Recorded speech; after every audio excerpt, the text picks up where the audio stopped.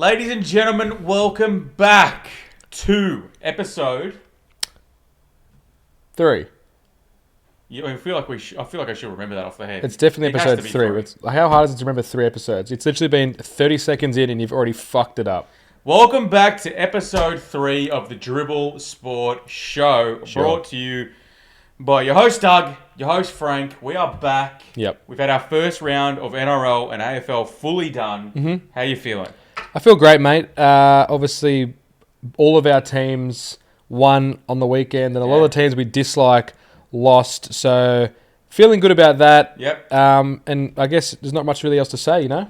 No, we're talking this week. We got week 1 recap / reactions. We're going to do week 2 predictions. Yep. But we're going to smash them out pretty quickly. So, do you have a weekend highlight you want to touch on before we get into it? Do you have any weekend highlights? Do you want to touch them before I go ahead? I mean, my highlight's going to come up in the NRL recap, so not particularly anything outside of that. Whatever that could be. Yeah, sure. Not sure anything outside of that, but Yep. tell us yours. Yeah, well, look, for me, obviously, getting a lot of traction with some South Sydney fans and players of recent. We had Brandon Smith agree with me to the 100% in how I ranked the shapes on our Dribble Sport Instagram. And we got a like and a follow from Bronson Garlick, the starting hooker for the South Sydney Rabbitohs. Who's that? Bronson Garlick.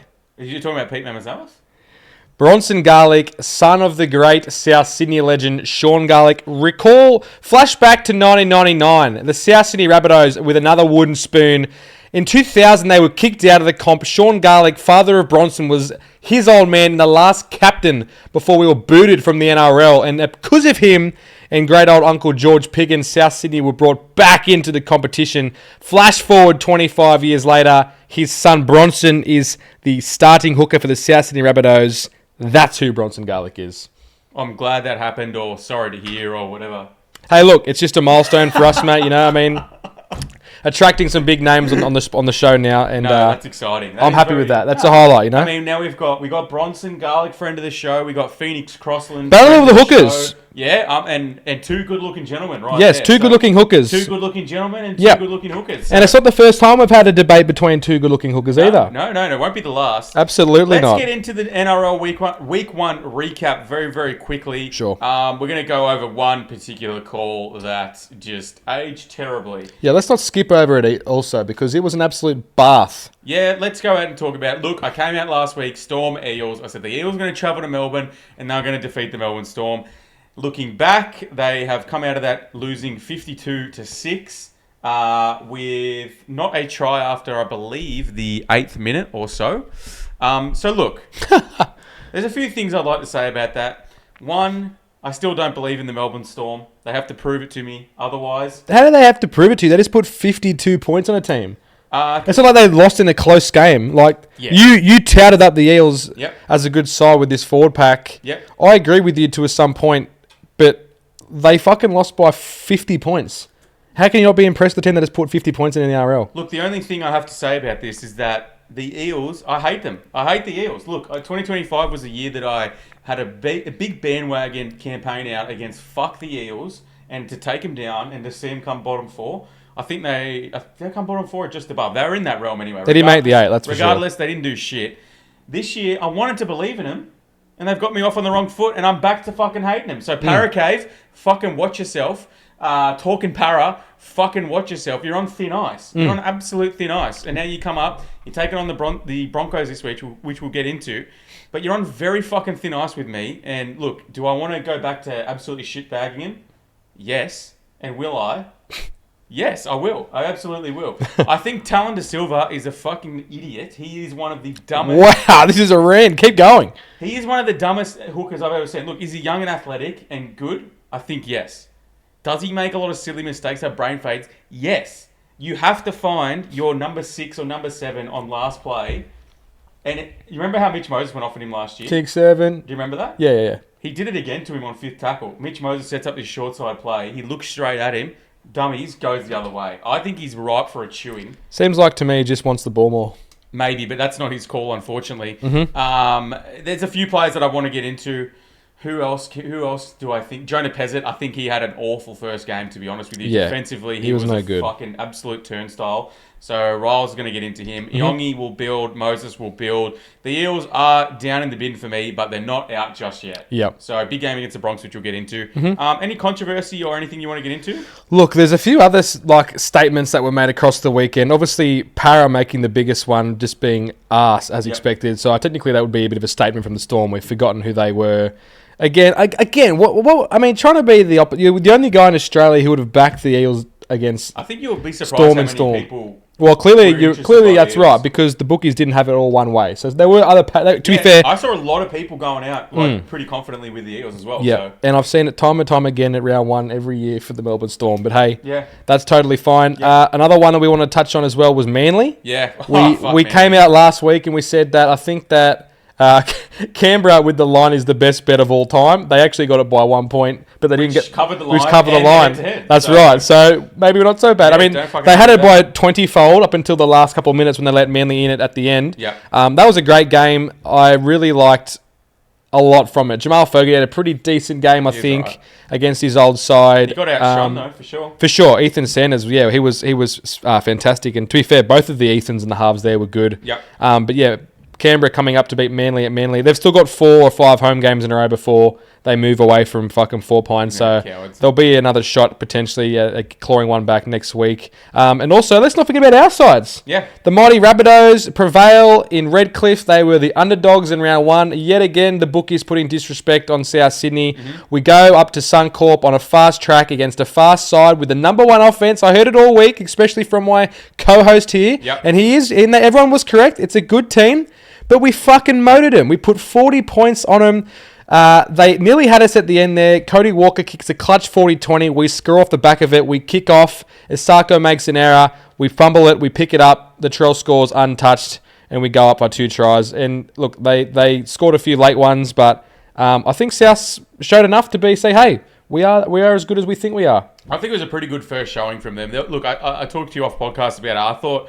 I thought Dave Fafita was a bit underwhelming, to be honest with you. Like, I don't hate him or I don't think ill of him, but I thought he would really come out and look to make a statement. I didn't think he was that good. I think he looked a bit lazy. I don't know if he's underdone in the preseason or not, but I don't know. The way that they dominated and on the edge that they dominated on, probably should have had some more success. But thought Trell looked really good. Campbell Graham, 2 tries. Great. Yeah, he's so good. Is very, very good, man. Yep. And they look good. So yeah, not much you can argue with that. It was a dead set shootout, and I think it was maybe the 60th minute where it looked like the game was going to go against you, and then that 40-20 was just huge, first of his career, which I cannot believe. So. Big win for South. They travel up there, get some confidence against Wayne's old team. So, great win off the bat. And your Sharkies, I had a friend of mine ask me for some multi-building requesting. Not the best advice coming from me either, but he was putting the Sharks to cover the line. I actually said to him, I'm not sure about the line. I'd go 5.5 because I thought Gold Coast were going to score some points. And geez, wasn't I wrong after 8 minutes when they'd put fucking 3 tries on them already? So you know what? It's just nice to have your team deliver. You go to Ocean Protect Stadium for the first time. You're a mammal. You're a marine animal, and you fucking just maul them. Yep, you protect. Isn't it nice? It's just nice when a storyline comes together. They're always going to dominate. Fucking Tricky Trindle is one of the most underrated halves in the comp. Yep, he has to be. Had an absolute field day. I think he scored 2 tries, set up at least 3, maybe more. Yep. The $600,000 man compared to the $1 million man, Nico. We're going to have this debate for the rest of his contract career. But that's okay. Sharks look good offensively. Absolutely brilliant. Yep. I don't want to put too much stock into that. It's the Titans. Yes, they look good in preseason, but that's preseason. That's why it's preseason. Yep. And the Sharks defensively looked pretty decent to me. K.L. Lero is the most underrated defensive center in the competition. Campbell Graham. He's a winger. I'll have absolutely no put back on that. He is the most underrated defensive center in the competition, and the Sharks look good. So round 1 tick for both of us. Love that. Premiership contenders versus pretenders. Yes, contenders. Who are you thinking? Well, look, like a last little segment, I think we can work away. Let's not skip through it too fast. I think we should maybe not every week, but every now and then, have our contenders and pretenders. I mean, pretty hard off the first round, but also potentially there were some teams that we thought we were going to win that didn't last week. So for mine, the contenders, we've got Penrith. Yep. They make a huge statement, away game, playing the reigning premiers at their home ground. come out, kept them scoreless. Bang job. Absolute bang Like job. they just looked like the Penrith of old. And instantly, I think everyone who watched that game would just went, "Fuck, here we go again." Yeah, 100%. That's what it looked like. They were just fucking outstanding defensively. They're just so hard to score against. Like they kept Payne Haas pretty quiet. Yeah. Like the Broncos halves were quiet. Big shout out to Tom Jenkins. Dude. Comes in with a late tongue dragging, which was sort of rumoured throughout the week. There was some big prices getting around on Tom Jenkins. He was like $4.90. Yeah. And I was so close to pulling the trigger because I heard that news. He comes in, scores 2 tries, one a great intercept. He is so energetic. Like, you have to have him in the team, I think, somewhere for sure. on those edges. Which is hard given the backline they have, but he's a fucking gun. I really, really like That's him. what I was just about to say. Their outside backs are just so good, and they just sort of fucking pull out reinforcements every week. Someone's out, next minute's like, oh fuck, I forgot he wasn't even in the team. Like Casey McLean, he's gonna be a good player for a long time. But 100%. Yeah, look, I just cannot see a world where we don't see the Penrith in the top 4 of the grand final this year. But outside of them, I had the Rabbitohs and of course the Sharks. I mean, Sharkies, it's pretty hard to argue.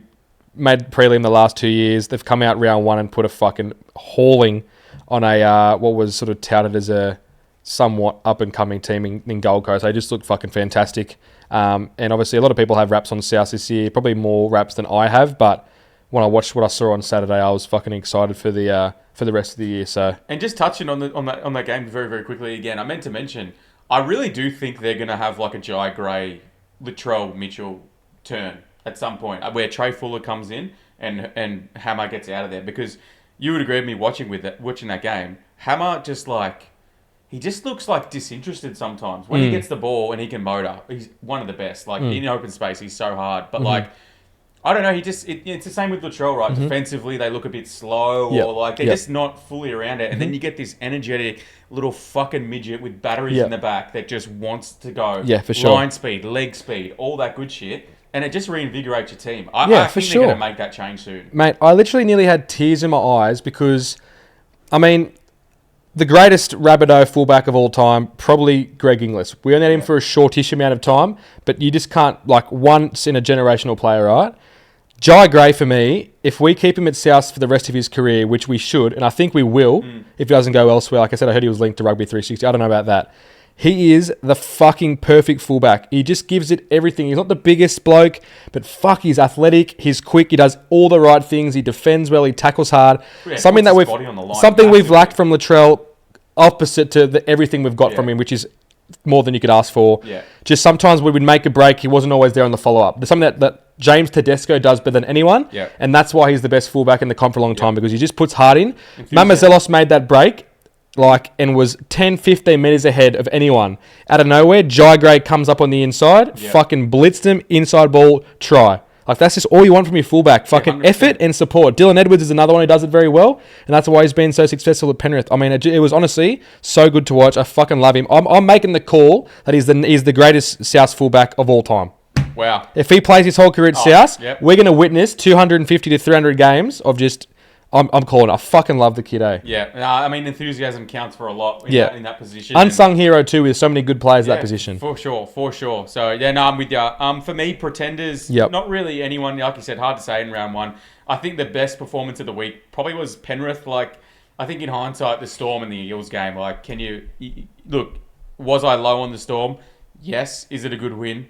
Unsure. We'll see how it ages. But to come out and put 50 points on any team is obviously very impressive, especially with some of the outs they had. But I think Penrith holding Brisbane to 0 in Brisbane is more impressive. So they were definitely my number 1 pick for this week.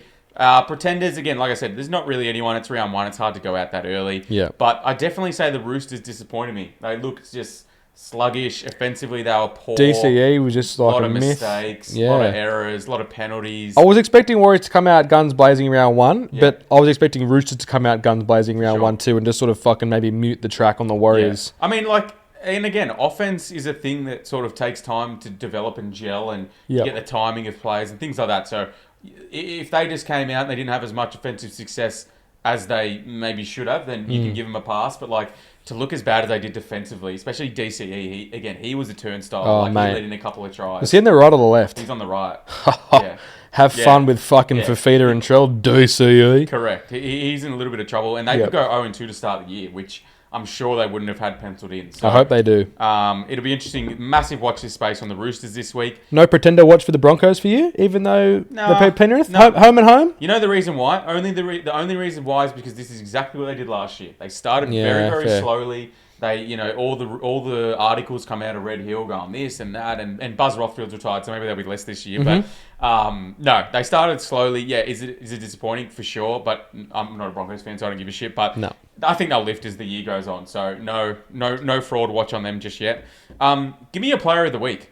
Look, my player of the week is your player of the week, so I'll let you. He's your boy, so I want you to go to town on this because I had the same player. So and butter him up in a very similar way to what you say about Jai Gray. It's everything that I think about Braden Trindle, right? You're a guy who is less established than your number 7, Nico Hines. You're on less money. You probably shouldn't be the leading guy, but you are. And you come out, game 1 of the year, you fucking come off the bat with like 2 quick try assists in about 3.5 minutes. Mm-hmm. You score 2 in the first half. You set up another one. And you just the delivery and the execution and the enthusiasm. Fucking loved it. He comes out with the bald cone head. He looks like Big Will Kennedy. You might get it mixed up a little bit. I think Blocker Roach probably did. Yeah. Geez, that Will Kennedy's gone in for another... Oh, it's not Will Kennedy. Sorry, it's Braden Trindle there. Tricky's young fella. But just the things you don't get from Nico is the enthusiasm, it's the execution, it's the clutch factor, and it is everything that Braden Trindle brings to our team. Braden Pringles. I love him for it. He's a fucking star. He deserves to be the $1 million man, but he's not. I'm sure we're going to talk about him a lot more times this year. Mm-hmm. His run game is so good, close to the line. He's happy to take the game on. I love it. His kicking game is excellent.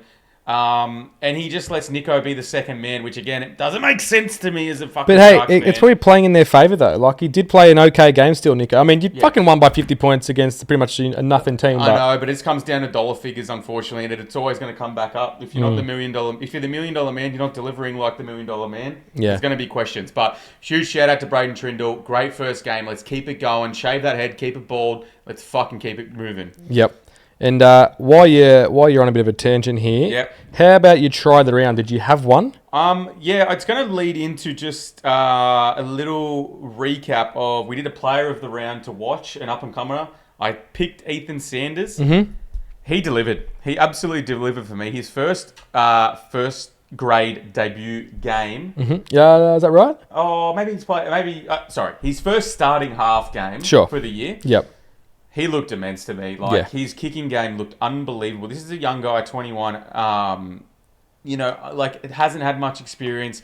He's coming into a team where, the guy Fogarty has gone to the Raiders. To Manly, and now you're coming up against him. Like huge spot in Manly.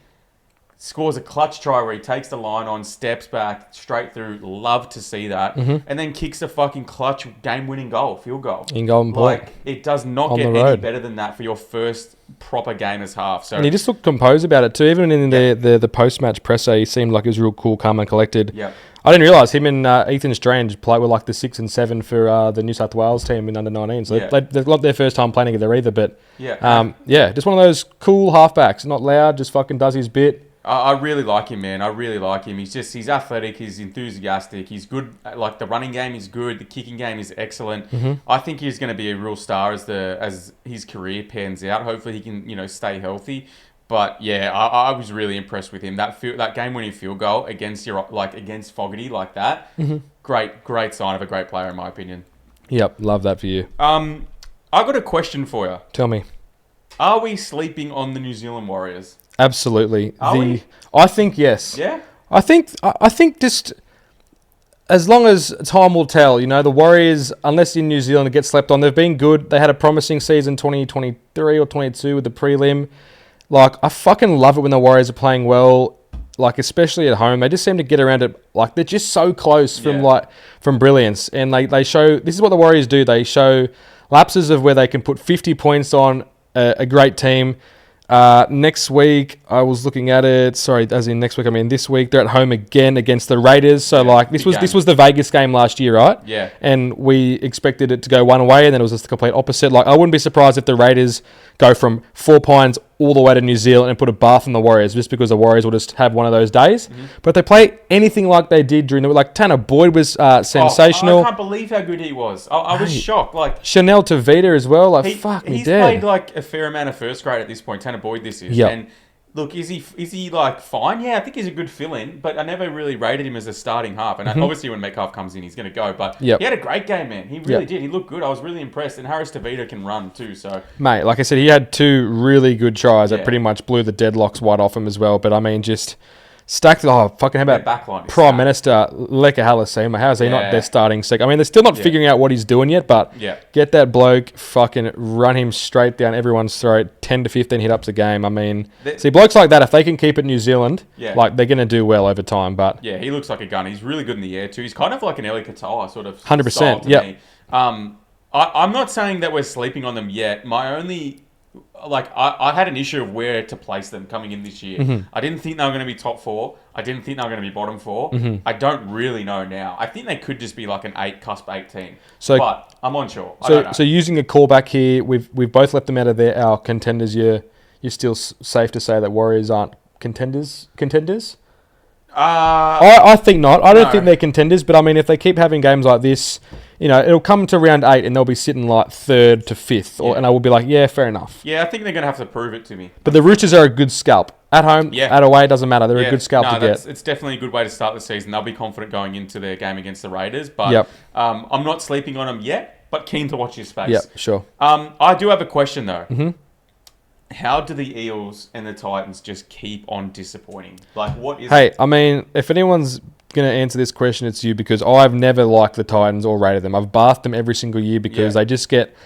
it's like the fucking replacements, you know what I mean? They just sort of get one bloke from here who plays this position, but he plays that position, so they swap. And then they go out, they score one great try, and they look really good, and then they fucking concede 40 points, and it's like, oh, what a waste. I mean, I feel bad for blokes like Beau Fermor, even Tino to some extent. It's just like, what are they doing here? Even he didn't have a great game against the Sharks, but how about the raps on Cheney? He got absolutely fucking folded on the weekend. I don't know. Ilias was terrible. Fucking Lockie Ilias was absolutely terrible. Seriously. And I don't know where you place him. I really don't. Obviously, when Jaden... 14 or a New South Wales Cup, Queensland Cup. That's where you place him. When Jaden Campbell comes back, he obviously goes straight out. But like... it must be painful as a fan because like the huge raps on the Eels and Titans from the preseason, you hear them... Like, Matty Johns obviously is on the shareholder team for the Titans. He's not going to say they look like dog's balls, but, you know... Not like Sam Doherty. Yeah, not like the Doc, which we'll get into. But, I don't know. It's just, like, it's frustrating. You just hear so much potential. You look at their teams and you go, you know what? Like, I actually could see them playing decent footy, and then they just manage to keep conceding fucking 40 to 50 points a game. I don't get it. I really don't get it. So, yeah, it's a tough one as an Eels and Titans fan. But, shall we get into the match of the round this week? Yep, let's do it. I mean, I think for me, I'll take bias out of this for once because it's hard because I think both of the games of the week belong to our teams. Yeah. I mean, it's pretty hard to go past game of the week for me, Rabbitohs and the Roosters at fucking Allianz Stadium, SFS, whatever you call it. The greatest try scorer in the history of the NRL, La Perouse local, Alex Johnson, will make and break the try scoring record this week against that abysmal right-hand side defence with DCE. I mean, Fafita is just going to run straight through him, off to Latrell. I'm guaranteed to see Latrell cross the line and pass the ball to AJ after crossing it. I've seen it before at that stadium, and I'd do it again. Last time I saw it, South won 60-8 against the Roosters, and AJ scored 5. That's a good little callback for you. But I mean, it's just everyone's talking about it already. I saw an interview with Angus Crichton, Connor Watson talking about the hype of it all. They all play it down like it doesn't mean much to them, but it fucking does. Because if it means a lot to me and all the rest of the one-armed... what is it? I meant to say one-armed. I'm going to say armchair athletes. I don't know what happened with one-armed armchair athletes. Just a couple of disabled gentlemen sitting in the chairs here. Yep. It's a big game. And honestly, you know, they'd say... It's one of the great... It's like the Buddy Franklin 1,000 goal. They say, no one crashed the field. I couldn't disagree more. I hope they do it. The fans and everyone else that watched the game remember moments like these for doing stuff like that. If AJ scores his try, gets a handshake, takes his ball into the shed, gives his wife and kids a couple of kisses and game over, like, that's cool. But let him fucking raid the stadium. And also, if there's any Roosters fans out there listening and they want to have a go, when AJ scoring the try in the fucking Paddington end, find me at the 15-metre arc right in the middle of the field field and throw down fucking Max Holloway. Spencer Leniu, looking at you. You're already calling out with a fucking hamstring injury. If you're as big and tough as you say you are, move the back fence to the fucking 50-metre line. Me and you, one-on-one, scrapper like Holloway and Gaethje. I'll fucking roll ya.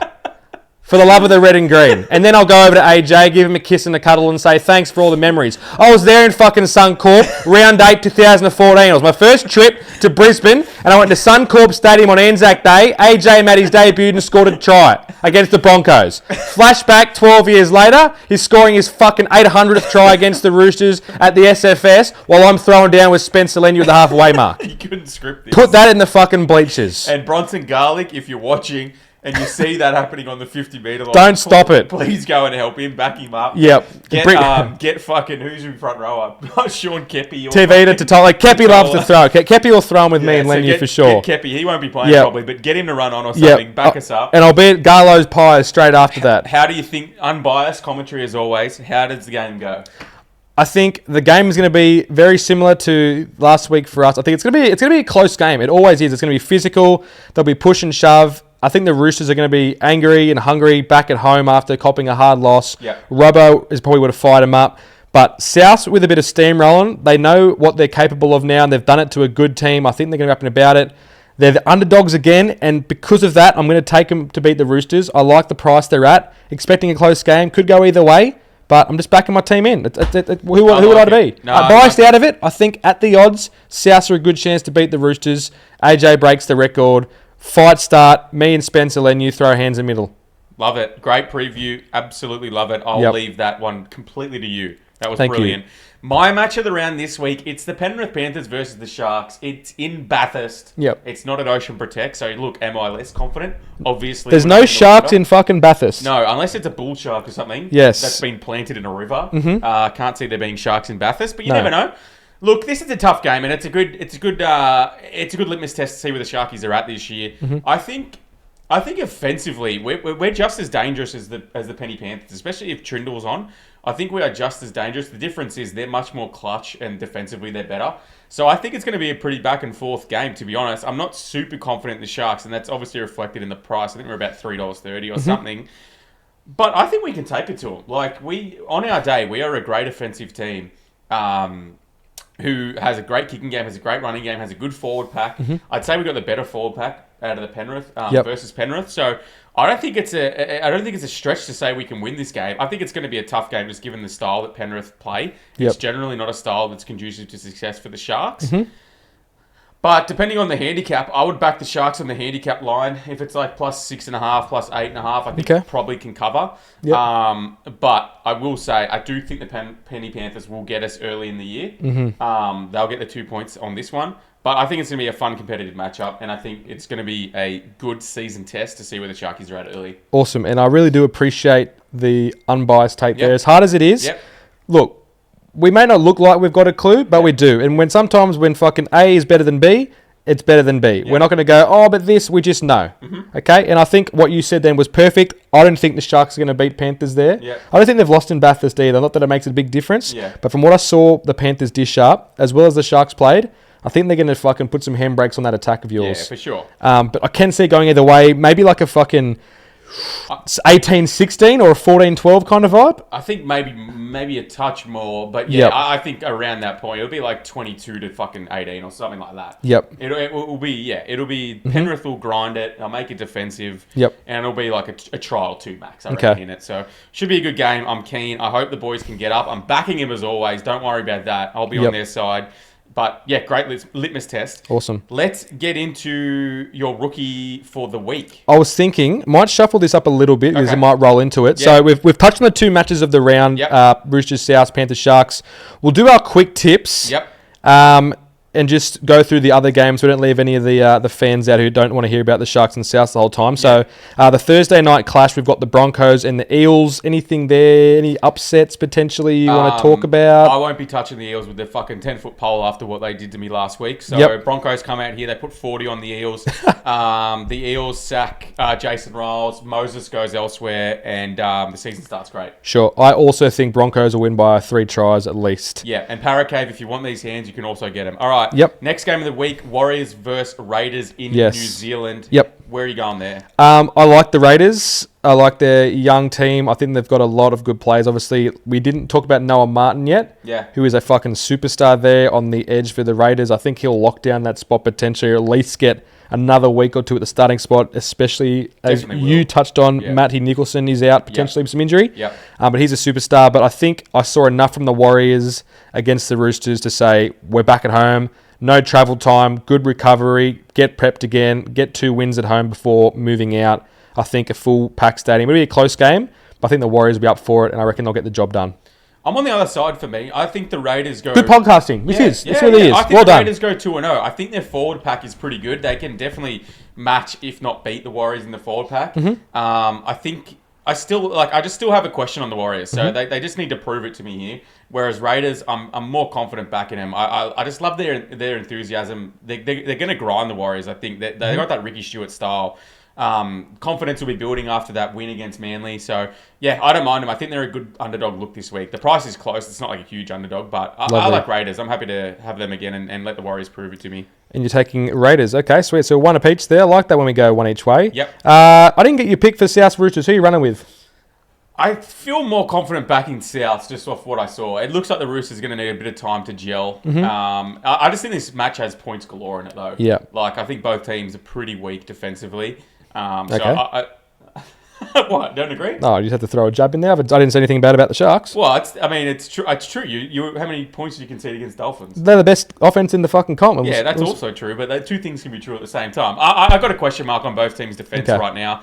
I got a question mark on fucking you. How's that sound? Yeah, that's fine. You can have that. I'm curious to see what total points is for this match. If it's like 44, I'd go the overs for sure. Yep. But I'll back Rabbits. I just feel more 47, confident. just so you know. Just happen to have that right next to me. Okay, well that's less. I mean, it's in that realm, so there could be an angle there. But sure. Yeah, I like Rabbits. I think offensively they looked a bit more put together, and I think that right edge, like you said, is going to have huge issues stopping the left edge of the South. So I will go South Sydney. Righto, love that. Thank you very much. And on the Saturday, we've got to kick us off on Super Saturday. Yep. We've got the West Tigers taking on the Cowboys. I'm going the Tigers in this one. My player to watch / rookie to watch, a little spotlight on this guy. I love a big juicy winger in a headgear. And I'm talking about, correct me if I'm wrong. I'll most likely get this wrong as I am just fully illiterate. Sure. It's Hemasi Makasini. Perfect. He's a Brian Toto reincarnate, just a big nuggety winger with a helmet, runs hard, plays hard, played well in the trials, scored in the trials,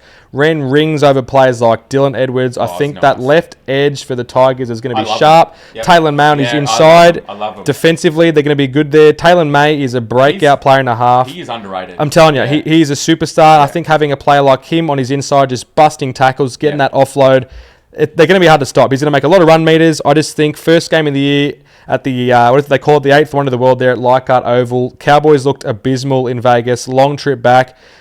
First game of the year for the Tigers. Fucking Benji and the boys will be fucking ready to go. Yep. Tigers get it done. Makasini scores a try, maybe 2. I completely agree. I'm on the same page. I actually back like Taylor May in that left edge quite a bit towards the end of last season. And he never, he had like Skelton. He had like a few different wingers that were like in and out of the team. I think him with Makasini, like you said, is going to be a huge, huge combo. It's going to be great for tries. Cowboys are soft as fuck defensively. Yep. And it'll be good to see where the Tigers are at. But yeah, Leichhardt, it's hard to see him losing for me. I like the Tigers here. Lovely. Storm Dragons, 5:30 Saturday. I'm going the Storm. Yeah, I remember last year the Dragons upset the Storm at, I think it was that win in a wet, rainy game. But I just think the Storm's probably going to have too many points for them. Dragons, they play that defensive grinding style that Flanagan brings them. And it could have success here against the Storm, but I just think Storm's got too many points. It's going to be hard to slow them down. Yep. All right, so Storm. Panthers, Sharks. I've gone Panthers and you're... I'm going to tip. If I was tipping, I'd tip the Panthers. Look, and there's nothing better than tipping the other side and then your team wins. So you do the right thing, but your team wins. Can't lose. Yep, love it. And then on the Sunday, we've got 2 stinkers, really. One being, I'll go with this one first, one being the Dolphins and the Titans. We can both probably say that Dolphins probably put 40 points on the Titans in another high-scoring affair. And some, yeah. The over for that game should be about 70. It will be, yeah. And lastly, we've got the fucking Manly Sea Eagles again at home at 4 Pines Park. Again, yes, it's round 2, but they're playing there for the next 3 weeks also against our boy Phoenix Crossland and his Newcastle Knights. Here in our little upset alert segment, Frank has potentially knocked them down for an upset against Manly. Look, I would be more confident if Fletcher Sharp hadn't got ruled out for like 2 or 3 weeks with that knee injury. $2.50 on Sportsbet, I'd like to add. But I don't know how you get to the Eagles here. I don't think they they made it close with the Raiders, but I think the Knights. I think the Knights can match them. Me too. The Knights are good with KP out there. Look, are they a bit underwhelming in the forward pack? Yes. We know who else is underwhelming in the forward pack. The fucking Manly Sea Eagles. So I'm not too disappointed there. I think the back line is fine. I think Manly looks soft. Knights will be pretty confident after that win in Vegas against the Cowboys. I think the Sea Eagles are pretenders. So, and I get the Knights aren't particularly appetising and are probably due a loss, but I like them in underdog odds here. I think they could just fucking frustrate the Sea Eagles, and I think Phoenix Crossland leads them to victory. Honestly, I don't think you've gone hard enough on the Eels there. The Eagles, sorry. We've got one of the greatest hookers, probably the best hooker of all time for the Newcastle Knights. Can't think of anyone else. Danny Badiris, never heard of him. Never heard of him. We've just drawn his footy card, his rare footy card with our fucking breakout Phoenix Crossland card. I think that Newcastle and fucking Phoenix Crossland, he leads the Knights on a fucking white horseback with a sword and a fucking shield, and they just fucking slot the Sea Eagles for fucking 10 plus points. And he kicks his second 40-20. Big call. Kicks his second 40-20 this week. Like you heard it here first. Phoenix Crossland, we love ya. The Knights travel to Manly and they fucking defeat the Sea Eagles. I love it. Love that. All right, well, that rounds up our Week 2 preview for the NRL. Our fast tips are in. We've got all our players of the week.